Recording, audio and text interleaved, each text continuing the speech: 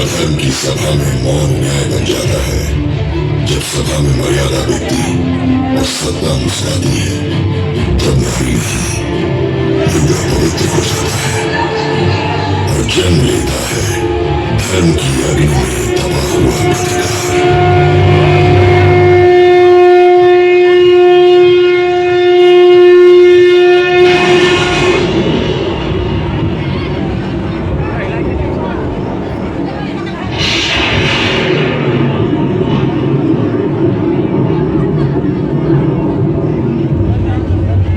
भाषा भीगने का समय आ गया भांजे।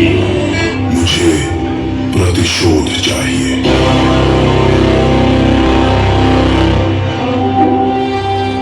कौन सा प्रतिशोध? भूल गए मामाश्री वो तिरस्कार, जब इंद्रप्रस्थ की माया नगरी में मैं उस छल रूपी जलकुंड में गिर गया था।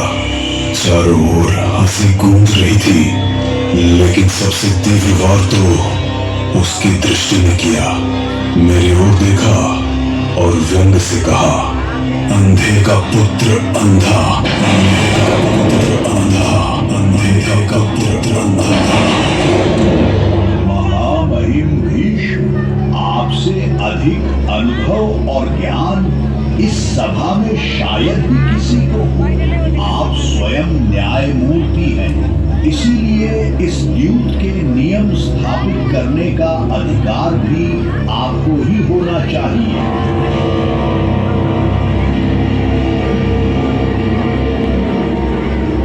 यह उचित है पितामह, आप स्वयं न्यायमूर्ति हैं। मुझे पूर्ण विश्वास है कि आपके द्वारा बनाए गए नियम अधर्म नहीं होने देंगे। उचित है। तो आइए आरंभ करें द्यूत का ये अद्भुत खेल। मैं अपनी पत्नी भानुमति को दांव पर लगाता हूँ। तुम्हें भी अब द्रौपदी को दांव पर लगाना होगा। यदि तुम ये दांव जीत जाओ तो सब कुछ तुम्हारा, यदि नहीं तो द्रौपदी को मेरी दासी बनना होगा। नियम के अनुसार समान मूल्य की वस्तु ही दांव पर लगनी चाहिए। यदि आप अब पीछे हटते हैं दास युधिष्ठिर, तो यह अधर्म होगा। ये कैसा धर्म है जिसकी मर्यादा रखने के लिए मुझे स्वयं अपनी पत्नी को दांव पर लगाना पड़ रहा है। मैं द्रौपदी को दांव पर लगाता, मैं द्रौपदी को दांव पर लगाता, मैं द्रौपदी को दांव पर लगाता हूँ।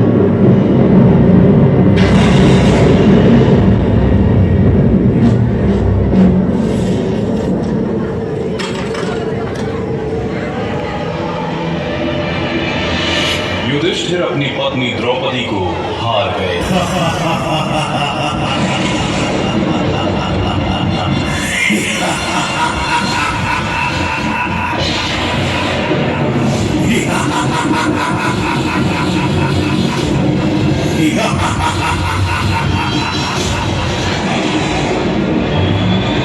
दासी द्रौपदी को तुरंत लाया जाए।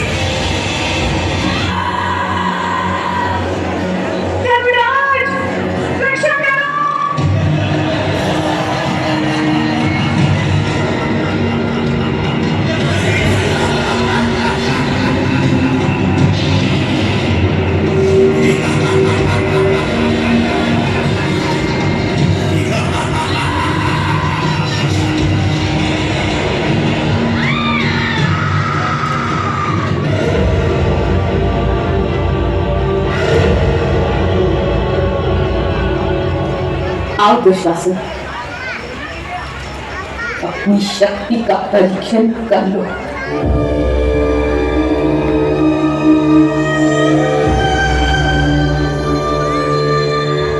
गोविंद गोविंद गोविंद।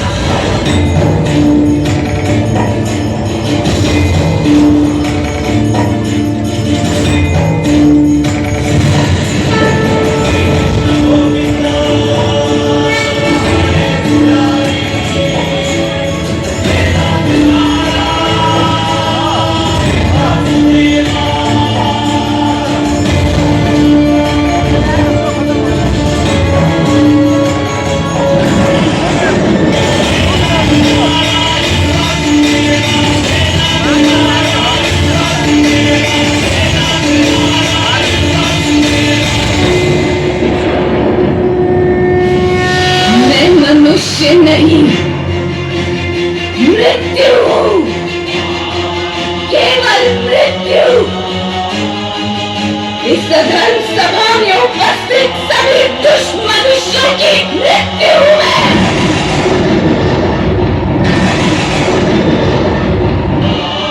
मैं आज के बाद अपने ये केश कभी नहीं बांधूंगी,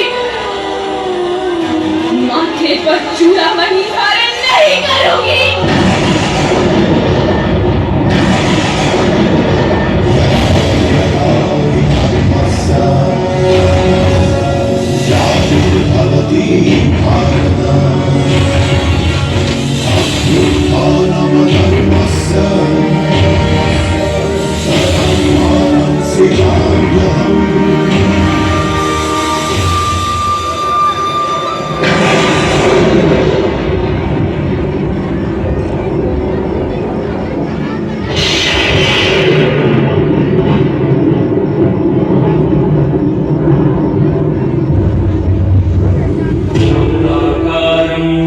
शयनं पद्मनाभं सुरेशं विश्वाधारं गगनसदृशं मेघवर्णं शुभांगं लक्ष्मीकान्तं कमलनयनं योगिवृद्धानगम्यं